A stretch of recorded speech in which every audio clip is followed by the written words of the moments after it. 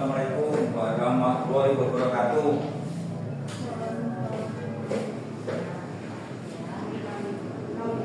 Oke, kita langsung mulai aja karena sudah tanggal 2. Jadi saya pagi ini akan siang ini mendiseminasikan tentang inquiry kolaboratif yang kami pelajari di Solo bareng dengan program BPJ GTK sama aja yang dilaksanakan pada Ramadan ini. Langsung aja kita kepada inquiry kolaboratif. Inquiry kolaboratif itu apa sih?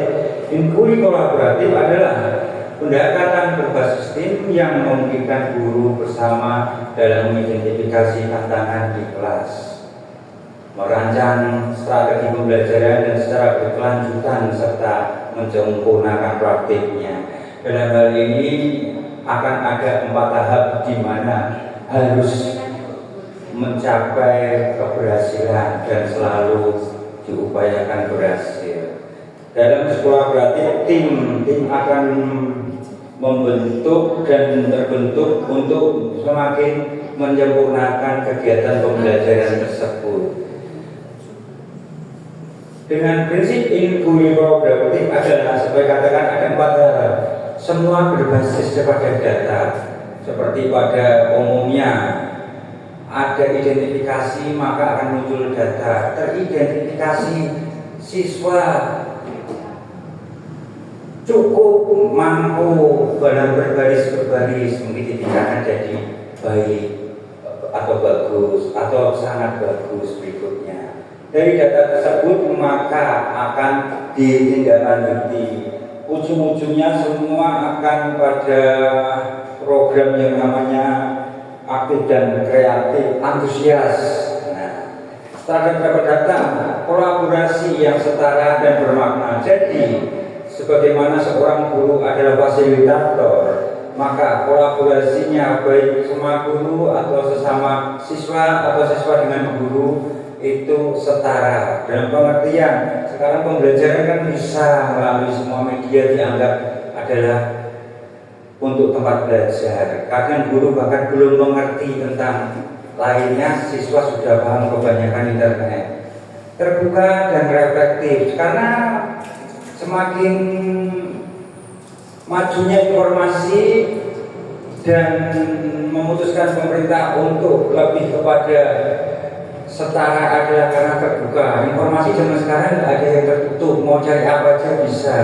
Dan apalagi dengan alat canggih ini. Reflektif adalah bentuk dari perenungan. Jadi ketika ada data terus kita tidak lanjut dengan berkolaborasi, apa yang dikembangkan perlu informasi apa yang didapatkan dan akhirnya kita refleksikan dan tentu saja ini hal terstruktur dan fleksibel. Tersyukurnya sebagai guru yang administratif kita akan melakukannya sesuai dengan versi ini inquiry kolaboratif yang menindaklanjuti dari deep learning. Fleksibelnya adalah tidak ada yang sempurna, maka akan ada pada poin change pada akhirnya untuk refleksi dan diperbaiki.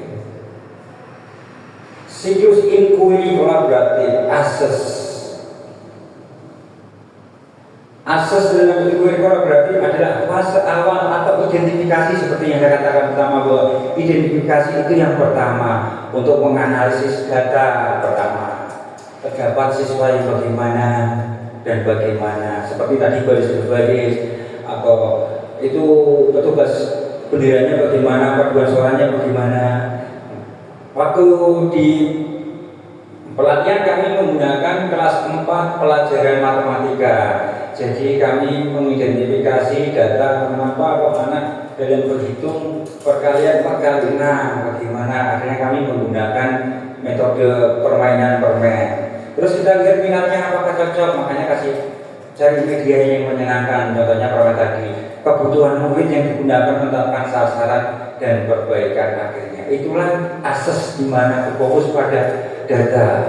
Dan tentu saja berikutnya ada desain. Desain adalah Dalam konteks kolaboratif yang ini tahap kedua setelah asas untuk merancang pembelajaran berdasarkan data dan bukti mengatasi tantangan identifikasi. Kalau sudah teridentifikasi, maka kita rancangkan cocoknya gimana.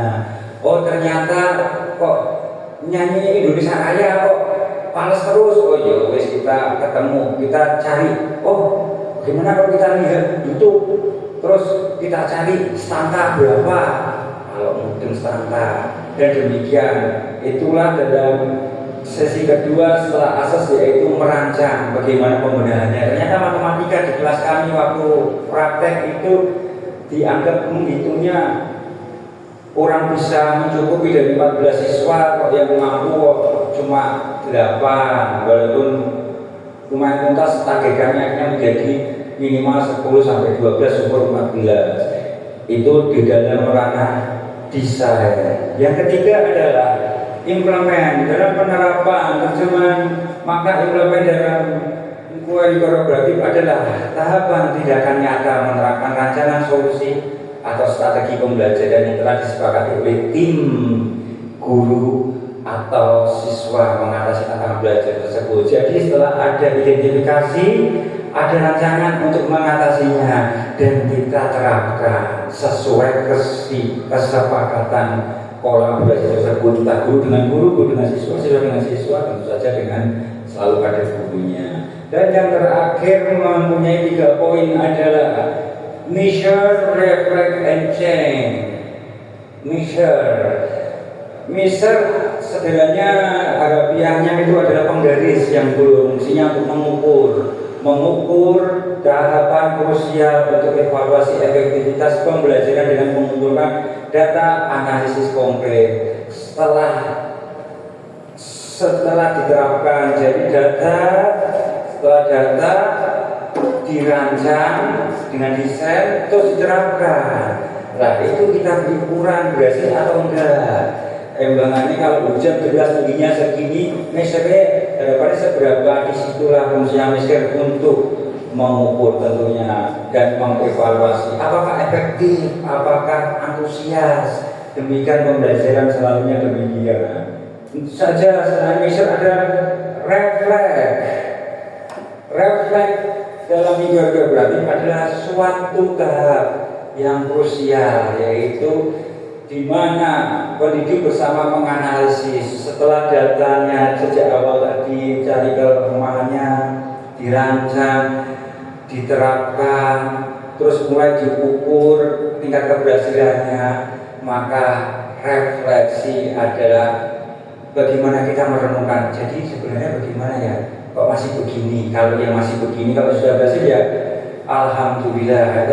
Nah, yang terakhir adalah change. Segala sesuatunya tanpa change adalah percuma. Change artinya adalah perubahan, perbaikan. Tidak semuanya selalu berhasil, tidak ada yang manusia sempurna. Dalam program ada masanya gagal. Dalam waktu kami praktik kelas 4 matematika, kami murid yang gambarnya kami di kelas itu hanya 14, tapi waktu praktik itu temannya jadi 33, jadi kacau dalam pengelompokan. Nah itu akhirnya jadi pembahasan kami untuk dari sampai tingkatan yang refleksi, dan akhirnya kami change, akhirnya melakukan perbaikan, perubahan.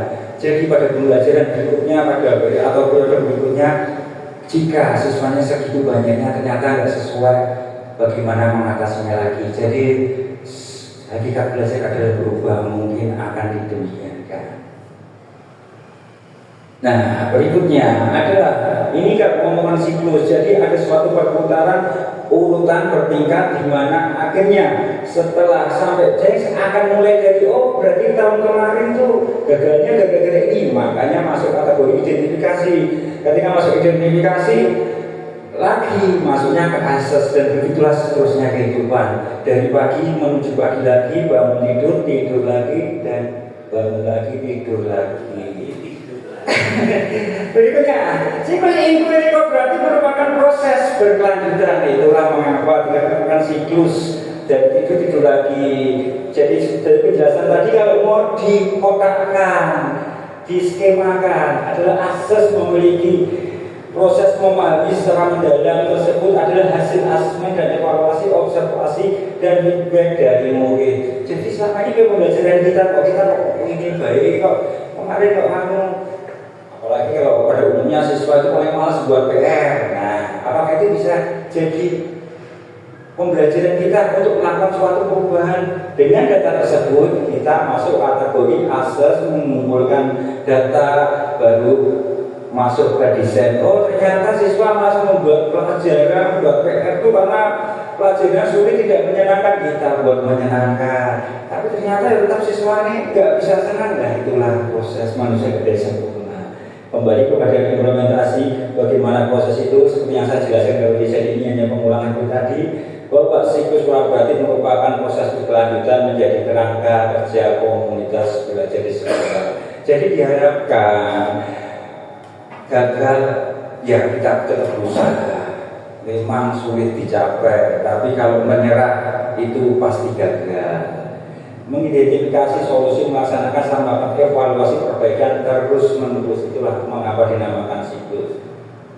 Asas dirancang, dilakukan, terus mengalami pengukuran, mengalami perenungan, dan akhirnya mengalami perbaikan. Dan kembali lagi kepada, jadi ketika diperbaiki kesalahan jadi apa? Seperti saya di kelompoknya matematika, oh ternyata jumlahnya melebihi, kami memperkirakan untuk 14 siswa, malah siswa prakteknya 33, jadi mereka main-main semua. Jadi itu masalahnya ternyata perbedaan konsep. Kami mengkonsepkan di kelompok harusnya 14, tapi waktu praktek 33 sudah praktek semua.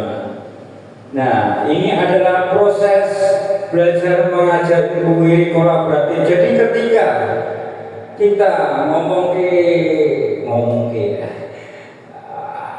kolaborasi, seperti saya katakan kolaborasi tidak karena siswanya banyak terus antara siswa lah. Bagaimana kalau siswanya cuma 1 atau 2, kan nggak bisa kolaborasi. Maka kolaborasinya adalah dengan guru.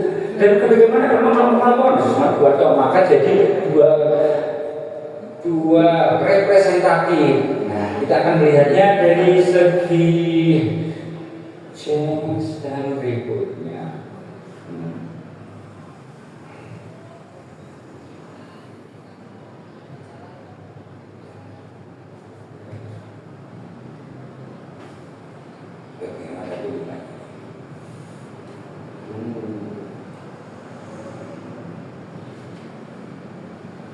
Sepertinya saya sudah bisa pakai ini. Ya, karena kita tadi sudah sampai pada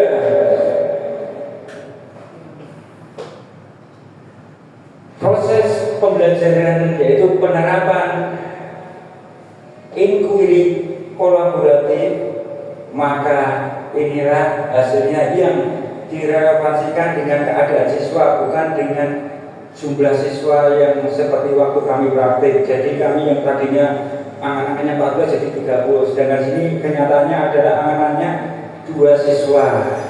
2 siswa pun sebenarnya 1.1, 1 Kristen, 1 Katolik, tapi tidak semua. Dan ini kira-kira proses pembelajaran dalam desainnya. Dan tentu saja tadi videonya adalah video nyata dari pembelajaran desain tersebut di sini. Modul aja penyusun. Nah, identifikasi pengetahuan awal, minat dan kebutuhan pembelajaran pelajarnya itu. Ini ngomongin tentang, maaf sebentar lagi saya lewat.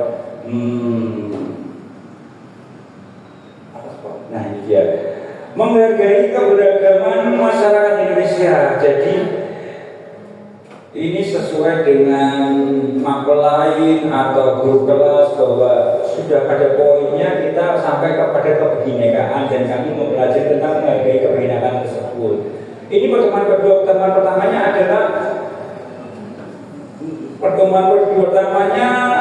adalah kita mempelajari tentang jenis-jenis kesenian, budaya, semua keberagaman bahasa dan agama dan sebagainya. Dan ini pertemuan kedua dan pertemuan terakhir untuk pelajaran yang ini 4 JP 4 kali 35 menit. Jadi identifikasinya adalah bagaimana kemarin pengetahuan awal, murid mensyukuri, harus mampu mensyukuri. Minatnya adalah ingin punya tahu rasa tentang keberagaman itu kayak ngono toh. Oh, jadi selama ini itu namanya hubungan. Sedangkan program belajar adalah akan menggunakan visual. Walaupun zaman sekarang cenderung dengan media yang paling efektif itu ya didengar sama dilihat, makanya kita pakai tutorial atau media pembelajaran atau video. Tapi saya kategorinya orang yang basically, nanti kan kita lihat perbedaannya, tapi nggak ada yang masalah, yang penting tercapai tujuannya sesuai dengan minat siswa. Jika tidak berminat, makanya banyak saran pada video pembelajaran. Identifikasi pada pelajaran, bersyukur atas keragaman, dan mendemonstrasikan melalui syukur dan kesenian. Jadi dalam pelajaran awal pengenalan, yang kedua memiliki sikap rasa bersyukur dan berkenyang mampu mendemonstrasikan hal tersebut. Keimanan dan ketakwaan, kritis, kreatif, kolaborasi, tapi juga harus mandiri. Ngomong tentang pelajaran seni, karena pada pelajaran pertama memang belajar tentang alat musik Jawa, alat musik Betawi, terus pakaiannya, adatnya. Angan-angan saya, dalam rancangan saya akan mengadakan satu pertunjukan di mana siswa menampilkan dengan ciri khas, yang cewek orang Batak, yang satunya cowok orang Jawa Tengah. Nah, dia akan bersyukur memuji karena keberagaman itu walaupun berbeda mempunyai nilai positifnya plusnya masing-masing. Sampai pembelajaran sudah kita disiplin. Dan penerapannya kalau dilihat dari video tadi, sebenarnya saat itu saya menggunakan bahasa Indonesia dulu, menyimak dan membaca. Keseniannya menggunakan budaya musik alat dan memaparkan semua. Oh, ini alat musik ini pakaian adat ini. Jadi banyak yang keberagaman. Dan itu kita disiplin ilmunya nanti pakai seni, pakai bahasa. Jadi tidak terfokus hanya masalah agama melulu dan cuma baca ayatnya terus agama melulu. Topik pembelajaran bersyukur dalam masyarakat, tujuannya menjelaskan, mensyukuri dan mendemonstrasikan. Jadi kalau bisa menjelaskan, apakah menjelaskannya hanya karena mulut pembicaraan, tapi dari hati. Kalau dari hati maka dia akan bersyukur. Tapi ketika bisa menjelaskan, kalau nggak bisa mendemonstrasikan, rasanya ada yang kurang. Nah, ini seperti kasusnya waktu saya di Solo itu, kami merancang untuk 14 siswa yang datang 33. Saya merancang untuk lagu Indonesia Negaraku, tapi kenyataannya siswanya minatnya ada di tempat lain. Nah, itu nanti masuknya ke praktis pedagogi, inquiry, kolaborasi, minat belajar, teman sejawat, teman belajar, lingkungan fisik, mana itu namanya, perpustakaan dan budaya, manfaat digital, mencari referensi. Saat itu saya menggunakan internet untuk mencari informasi. Pengalaman belajar alur pedati. Alur pedati itu ngomongin tentang segala macam kreativitas. Sebenarnya saya takutnya lupa alur pedati.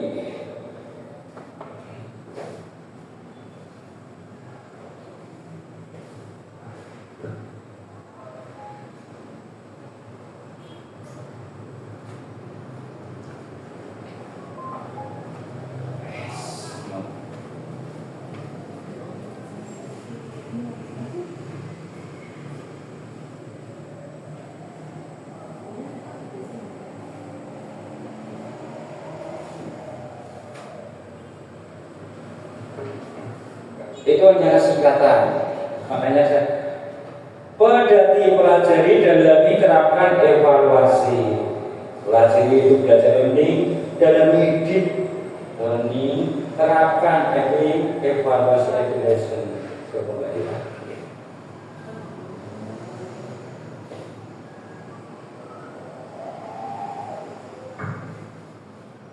Guru membuka pelajaran dengan salam doa bersama, sapaan nama, perkataan belajar seperti varian pada lainnya. Guru mengajak peserta didik membaca notasi. Nah, ini yang membedakan. Kalau teman-teman mungkin di Indonesia menggunakan media pembelajaran atau tutorial menyediakan lagu, senam dan bernyanyi. Kalau saya basically artinya orang teman saya kreator tuh ngomong kalau bisa rumit mengapa sederhana. Jadi kalau mau sederhananya adalah ya sudah lagu belajar bareng. Sedangkan rumit adalah mulai dari nol, bukan menyanyikan lagu tapi membaca lagu. Seperti video-video sebelumnya, contohnya do re mi re do sesungguhnya itu bisa dilihat di video. Tapi bagaimana kalau belum bisa menguasai dasarnya? Nah, saya menggunakan masih fokus membaca notasi dan alhamdulillahnya siswa kelas 4 saya basicnya mantap, bisa membaca notasi seperti orang ngaji ngoke kalau nonton terus juga kalau mulai dari nol alifabeta. Nah itu sudah berbeda kemampuannya pasti. Guru akan membaca menyanyikan lagu pembuka. Guru menyampaikan tujuan pembelajarannya ada 2 tadi. Guru menanyakan pelajaran sebelumnya, pengulangan yang kemarin 2 tujuan. Guru mengajak siswa diskusi. Nah ini masih kategori pengulangan. Bagaimana suku kamu? Suku ini alat musiknya apa? Yang bergambar. Guru mengajak membaca. Jangan lupa pura-pura ini kan pelajarannya agama, membaca ayat tersebut satu. Terus kami pelajari di sini terdapat tentang bagaimana niatnya wong bersyukur memuji dengan segala macam alat musik di alamat ini. Alamat ini. Guru mengajak membuka gambar dari gambar nanti materi di bawah. Guru mengajak siswa mendemonstrasikan. Nah, pada poin ini saya sudah punya rancangan sebenarnya bahwa akan melakukan seperti show budaya. Siswa mampu bernyanyi pakai gerakan dengan gaya masing-masing. Mereka baca ini gaya apa namanya? Ini gayanya itu gaya mereka punya, sedangkan orang Jawa gayanya yang begini namanya apa ini? Nah, jadi mereka akan menggunakan gaya masing-masing. Saya berharap begitu rancangan saya, desain saya. Tapi di lapangan ternyata fleksibel. Yang tadinya mau menyanyikan lagu Indonesia apa tadi, jadi yang lainnya. Siswa memberi kesempatan mencari referensi pergi perpustakaan.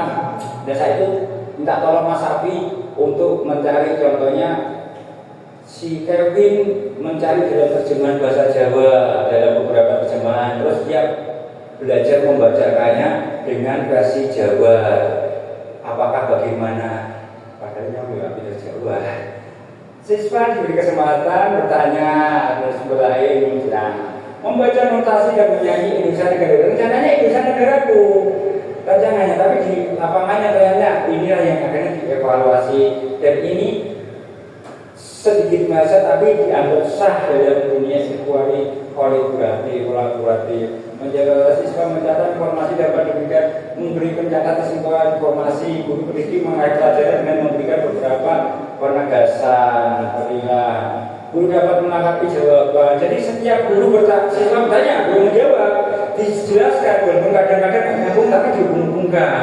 Asesmen penilaiannya awal pembelajaran jawab pertanyaan lisan. Jadi saya sering lebih kepada lisan dengan pengamatan terus dimasukkan dalam lampirannya. Ada jawab pertanyaan seperti contohnya dalam suku apa, bahasanya apa, seperti yang saya katakan. Bahkan ada alat musik, lagu daerah. Lagu daerah pun kan bisa buat selawatan. Nah ini contohnya alat musik ini, tarian ini. Jadi ini materi umum pada umumnya juga. Yang sedikit berbeda pada materi ini khusus daerah Timur Tengah. Jadi kalau jenengan ada orang yang punya gawing atau gabusan, wajar kalau pakai yang alat musik kayak begini. Kalau gabusan. Jadi di sini mereka mengidentifikasi ini pada pertemuan pertama mengidentifikasi dan harapannya. Pertemuan kedua dan yang terakhir dalam bab 10 ini mereka menerapkannya. Walaupun saya akan penting kalau sebenarnya ya paling-paling saya pakai Arduino untuk menggunakan alat musik yang SKS tersebut. Asalnya pada proses pembelajaran. Nah, ini masih seperti yang di buku seperti yang ayat tersebut tadi menceritakan tentang cara dia bersyukur menggunakan segala macam alat musik, itu termasuk budaya, termasuk bahasa. itu menceritakan sebenarnya ketika contohnya Pak, maaf Pak, bisa dipersingkat enggak? Kalau disuruh membacakan kayak gitu ya apa-apa. nah berikutnya harus setengah jam. Memang tak siap. Iya. Nah itu kan tidak daripada dibacakan lebih baik bisa kan? Bisa. Dan jangan merokok itu kok ya. Sebaiknya itu saya potong-potong juga karena saya masukkan yang video full. Sudah masukkan video full. Oke. Nanti akan saya pada awal dan tengah. Awal, tengah, dan akhir. Karena itu kan hanya pembukaan inti dan penutup.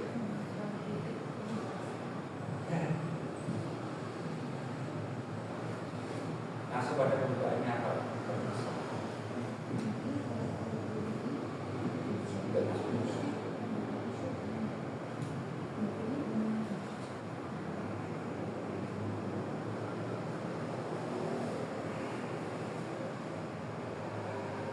Oke, berikutnya adalah tanya jawab. Mungkin ada yang mau ditanyakan, teman-teman? Oke, 4, 3, 2, 1, tidak ada yang ditanyakan. Simpulan tanggapan dari Bapak KS tentang perjalanan kami dan akhirnya terima kasih kalau dengan mau ya. Mungkin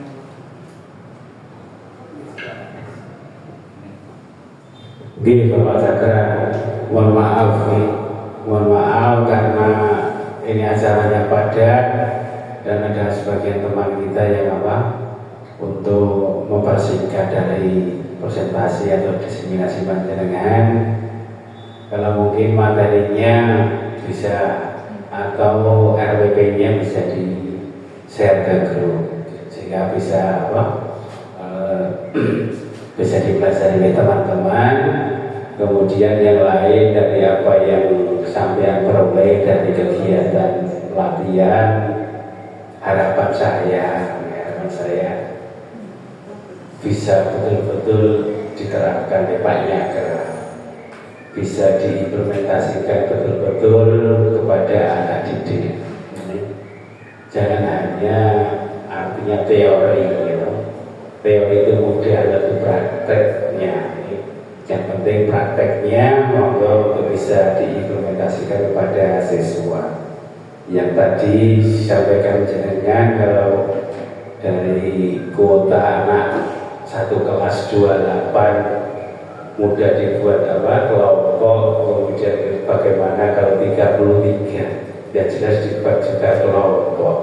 Tapi anaknya didik panjenengan hanya 2 sehingga akan lebih mudah di ini telepon itu jadi kemarin itu menang dididik temenan dan sebagainya itu.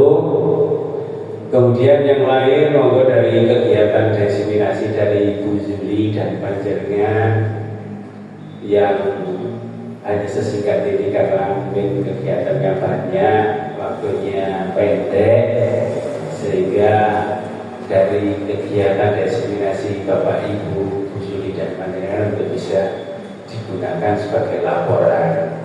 Laporannya silakan dibuat seformal betul atau mungkin formal betul itu ya diseminasi 2 jam ya 2 jam.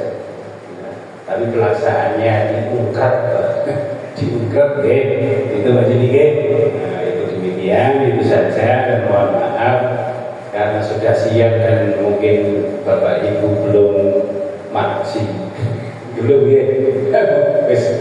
kurang gairah gitu karena lapar termasuk saya itu. Dan mungkin itu yang bisa sampaikan Pak Nyagra dan Juli kegiatan panjenengan berdua karena ya waktunya mendesak, kegiatannya banyak. Mungkin kalau besok-besok bisa kalau ada lagi perlu yang mau diseminasi atau presentasi tentang apa saja mungkin lebih awal tapi juga bisa lebih siang, mungkin setelah pulang sekolah juga bisa sudah kenyang dan sebagainya Tapi ya itu waktu dari Bapak itu kan mungkin terbatas, harus pulang, harus dan sebagainya. Oke, itu banyak lagi. Yang penting monggo dari hasil atau oleh-oleh panjenengan jangan hanya teori, dipraktikkan betul-betul pada peserta didik dan semuanya diubah. Ini diubah. Nek jargon ini dari wah bisa ngomong tok, teori tok, ini prakteknya bukti ini tidak ada, jangan sampai. Oke, itu Pak Tera, terima kasih. Terima kasih Pak Bin dan semuanya. Saya akhiri. Wassalamualaikum warahmatullahi wabarakatuh.